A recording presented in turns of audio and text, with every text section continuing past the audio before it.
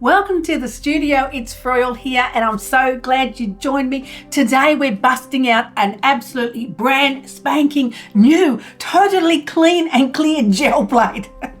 I'm pretty excited for a new gel plate. Now I've had some questions about what to do when you get a new plate. How do you start it? How do you print with it? What's happening to my paint? Something's going wrong. So if you've bought yourself a gel plate, it's still in the cupboard and it's still wrapped in its packaging, go and get it and pull it out because we're going to use it today. I'm going to show you the very best technique that you can do with your absolutely brand new gel plate. Now this week I received an absolutely fabulous package from Gelli. Yay! I've been recently using my 16 by 20 inch Gelli plate and I absolutely love it. I've used it for image transfers, basic jelly printing, gel plate collage, which is an amazing technique. All of them have worked really well. The paint goes on, the paint comes off, the plate stays clean. It's absolutely fabulous. So I reached out and asked them for a 9 by 12 plate because it is one of my favorite sizes. But of course you can't have one. Why have one when you have two? So I very often print on two gel plates at once because one is always drying while I'm printing on another one, especially while I'm filming. So I unpackaged my two fabulous, beautiful, brand new Gelli plates, and I also received a roller. That's a lot of fun. Didn't even ask for that one. Now, Gelli is not sponsoring this video and they haven't paid me to tell you great things about their product. It's very honest. What I'm telling you is what I experienced, but I did get the plates for free, just so you know. Now, I also like to use acrylic chopping boards because I like the gel plates to sit nice and neatly on the chopping board so I can pick them up and move them around. As I said, I do like to use two gel plates at once. So you pick them up, you move them around, easy peasy. Now, when you get your gel plate, you take the plastic acetate sheet off it. They all seem to come with that. I do have other brands of gel plates. The Gelli Art one comes with a plastic clamshell. You want to keep this. The Gelli one comes with a cardboard box, which I also do keep in case you want to store them at any stage. Take the plastic off. I've taken the plastic off the chopping boards. Have a look how beautiful and sparkling clean it is. Now, my Gelli Arts plates are a little discoloured and they have stained over time. The Gelli company says in the marketing they don't stain, but we'll see about that. I'm not sure I'm convinced on that just yet. I'm pretty sure I'll be able to stain it. So all the packaging is off the gel plate and off the acrylic chopping boards. Look how beautiful they are. Let's go. How exciting. Now I want to show you one of my favorite techniques. I'm using golden transparent red iron oxide. Yes, one of my favorite colors, and it's a fluid paint. Rolling it on the brand spanking new gel plate. Look what it's doing. It's beading up. What's going on with my paint? I've had people panic at this stage, but let me tell you, this is the best technique.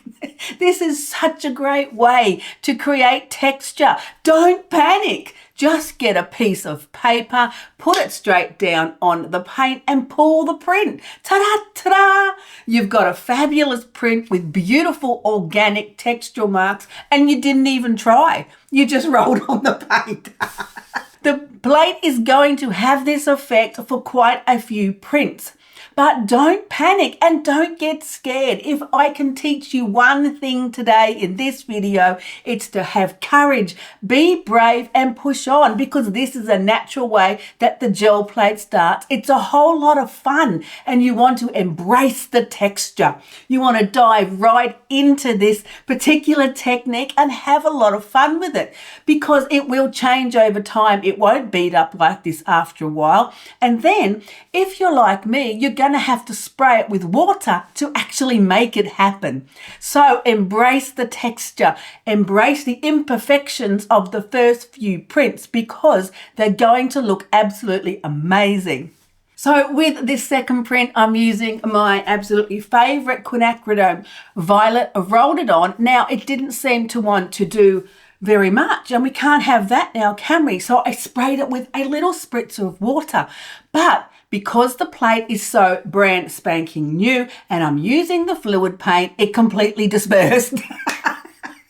Which I think's really funny. All you have to do is let that paint layer dry, and then we're going to put on the next color and build up some textures and create with this absolutely fabulous organic technique. So you do need to wait a few minutes for that first layer to dry, and then I rolled on the transparent red iron oxide, put that over the print, so that's going to build up those beautiful colors. Now, this is why I love having it on the acrylic chopping board, because turning it over, you can see how the pattern is forming on the other side, because you know when you pull that gel plate print, it's going to turn up and what you put down first is going to be on top. So when it's on a clear, transparent acrylic chopping board like this, you can flip it over and have a look and see how your print's developing. I love it. It's so easy. And I do have links in the description under the video if you want to know where I got these ones from Amazon. Easy peasy. I love them. Now, when this second layer was dry, I did roll on my favorite iridescent bronze fine and put down the paper. I think I'm using my Japanese sketch pad paper, but throughout all of these prints today, I was also using some other printmaking paper. So, of course, I have two plates. So I'm working both plates at the same time. The other plate's got the same colours on it, the transparent red iron oxide. Look at the way it's beading up. Oh, so much fun. And then when that was dry, I put the Quin Violet on top. Absolutely beautiful colour combination. Yes, it's one of my favourites. And I always use my favourites when I'm experimenting, because then you're not stressing over colours. And when the layers on this plate was dry, I rolled it over with the Titan buff. I'm telling you, it's fabulous having two plates. Two for the price of one. Have a look at how fabulous the first print has come up. Even though I did kind of lose that middle section because I did spray it with some water to have a look at what would happen. I've rolled on those other layers. It's looking absolutely beautiful. Isn't it so interesting? Baby, don't fear. Get that gel plate out. Bust it out of the packaging. Get it on your table and just start printing. The prints are going to be so interesting and so organic. The marks are going to be amazing. And then later on down the track, you're going to try really hard to create these same effects. Now, the gel elf plates I'm very happy with. I haven't had any trouble with my 16 by 20 inch, and they wipe off really well. Super, super easy. They release the paint, not a problem. Pulled the second print off the other plate. It's looking absolutely beautiful. See all those little textural marks? So what we can do next with these prints is put some stencils or stamps or add another layer or add some masks. So many possibilities, so many endless possibilities. Now, the next print, I'm using some beautiful ultramarine violet. I'm putting it on the plate, rolling it over. See how it's already starting to not bead up as much? Oh, man. So I decided to pull that print straight on, straight off. No mucking around, came off the plate, super, super easy. And then I've put on some ultramarine blue. Now I gave this one a little bit of spritzer because I wanted to encourage that fabulous textural design. And then I put the print straight on it. Everything's wet, nothing's dry. We're not waiting. I'm wanting to experiment, explore what the textures are going to do, how they're going to react, how they're going to look on the paper. And really, that's what you have to do. Pull out some paper, try some experiments. You've got nothing to lose and nobody's watching you. Even if it all went to custard, what would it matter? It doesn't matter, baby. It all becomes collage paper. So on the second plate, I'm using the same beautiful violet, putting it on the plate, and I gave it a little bit of spritzer. I can't help myself. Except this time I waited for it to dry and then I rolled on the ultramarine blue. It's going to look beautiful. It's going to come through those areas where I've created those organic textures and marks. Then I put on some beautiful turquoise and my rice paper and pulled the print. It looks absolutely fabulous. Yes, I did wait for it to dry. Don't forget, all of these steps do require some drying time. That's why I have 2 plates going.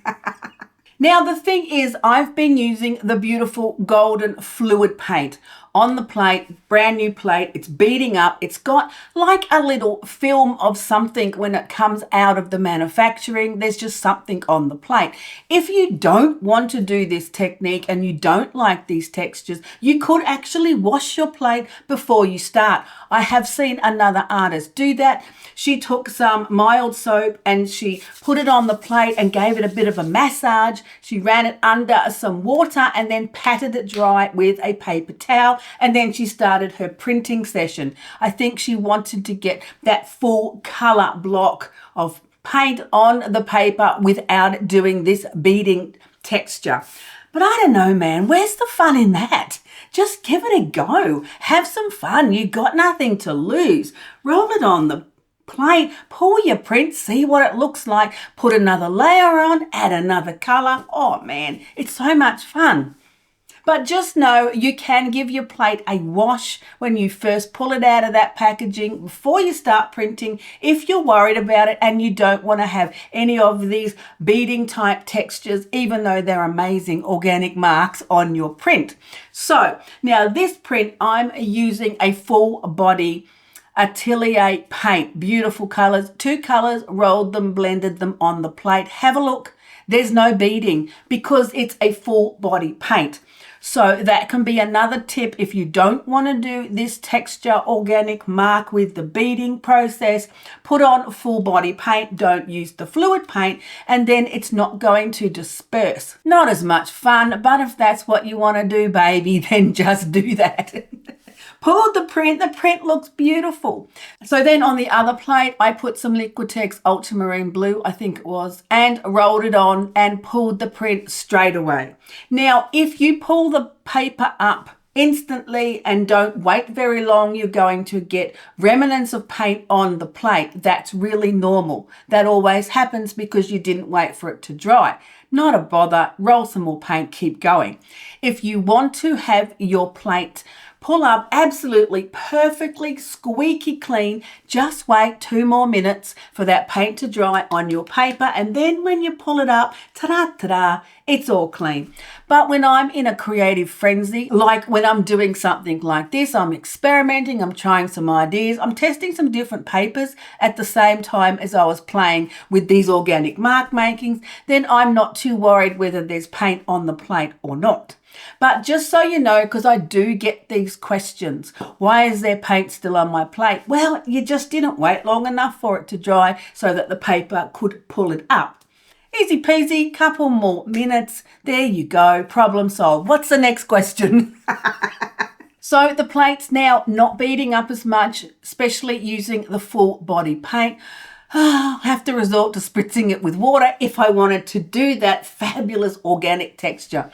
I'm putting on the beautiful Liquitex Muted Violet because let's make some second layers on all of these fabulous background prints that we've got. Putting down a stencil, putting my original print on it and giving it a good rub. Rub-a-dub-dub, getting that paint through the stencil, pull it up, ta-da, ta-da, absolutely beautiful. Now I've used the fabulous Muted Violet, which is quite a thick full-bodied paint, which is fabulous on the plate, not beading at all. Taking the stencil off, you've got a whole lot of ghost print. Look at that. It's absolutely fabulous. So then I pulled up one of the other prints I've already taken and put it on the plate straight away while that paint's still wet. This time I did leave it a few minutes, like 3-4 minutes. Just sitting on the plate, gave it a good rub because I wanted to pick up all of that beautiful paint. And when I pulled it up, the print looks absolutely fabulous. See how easy this is? Gelli printing really is a very easy technique. You can do it. Anybody can do it. And it requires a very small amount of art supplies. You just need a gel plate, some paint and some paper, and away you go. Little bit of courage, a little bit of space, especially if you're making quite a few prints. Now, this time I've put the beautiful Atelier Rich Gold on the plate. It's looking glamorous, I know. And one of the PM Artist Studio stencils on the plate straight down, putting my previous background organic layered amazing prints right on top of it, picking up that fabulous gold in those little marks from the stencils, looking beautiful. And it's going to leave quite a bit of paint on the plate, which is fabulous because we want to keep printing. I think the gold over the cobalt blue looks particularly stunning. Absolutely amazing. And how easy is that?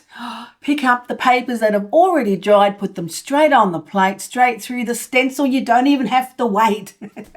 And the prints are looking beautiful. So this print here, I'm putting down the beautiful Liquitex Rose Gold. It's an iridescent paint and I laid across the plate, but I didn't think it had enough body. It's a bit of a transparent color. So I threw a little of the iridescent copper just to give it a bit more strength because I did want it to come through this stencil. This is another PM Artist Studio stencil and I'm loving the marks on this. Putting it straight over the blue one with the turquoise and pushing it through all of the patterns. Absolutely beautiful. Look how stunning it looks. I'm so excited. And then when I pulled the stencil off, it didn't pull off as much paint as I wanted it to. So I put a piece of wet strength tissue on it and rubbed off more of the paint, creating another fabulous paper for my collage pile. Then I pulled the stencil off and it had a really nice ghost print underneath. I left the print on the plate a few minutes, maybe 3 or 4 minutes, just so it could dry enough to pull that paint up. And then ta-da, ta-da, look at that. What a stunning color. What a great combination. I've had so much fun creating with these fabulous prints. Of course, I absolutely loved having a brand spanking new. Look how clean it is. You can still see through it. So easy on the acrylic chopping board, just saying. So this is a 9 by 12 inch plate, one of my favorites because it's the size of the paper I like to use. Basically, I have been using the 16 by 20 inch a lot and I'm loving that.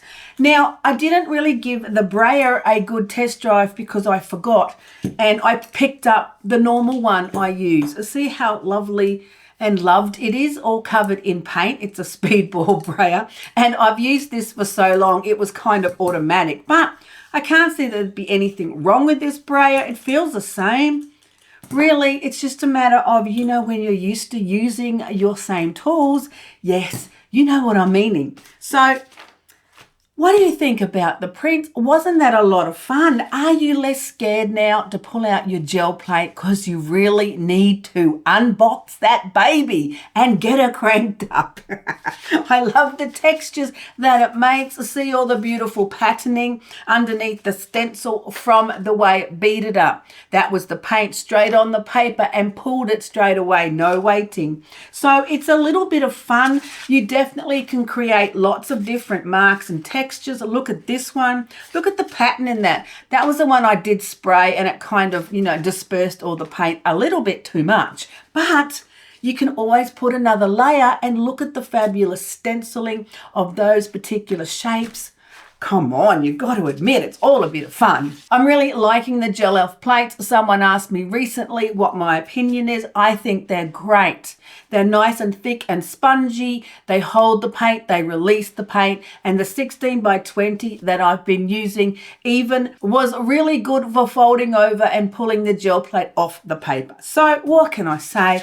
I'm winning. I've got 2 new ones.